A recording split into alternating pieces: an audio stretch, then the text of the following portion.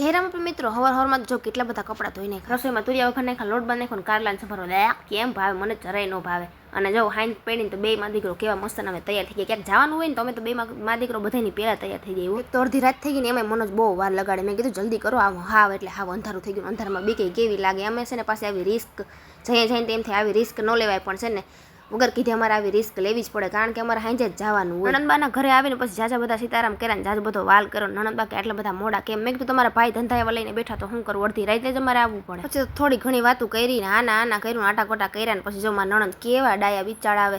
બધી રસોઈ બનાવીને તૈયાર રાખી હતી ને મને કહે તમે બધા જમવા બેસી જાવ, હું ગરમ ગરમ તમને પરોઠા દેતી જાવ. તો ભાણો કે જમ મમ્મી મેં નવું લેપટોપ લીધું. મેં કીધું ભલે લીધું, મને વિડીયો એડિટિંગ કરી દેજે, બાકી મજા નહીં આવે. બિચારા ટાબરિયા જો કેવા હરખાય છે નવું લેપટોપ જોઈને. આ તો મારી સખી સહેલી મારી બીજી નણંદે આવી ગઈ ને પછી બધાય વાતું ચીતું કરીને પછી સેલે બધાને બાય બાય કહેવાનો વારો આવી ગયો. અને હવે તમને પણ મારા મિની બ્લોગ જોવા ગમતો હોય તો ચેનલને છે ને લાઈક શેર સબસ્ક્રાઈબ કરી દેજો હો.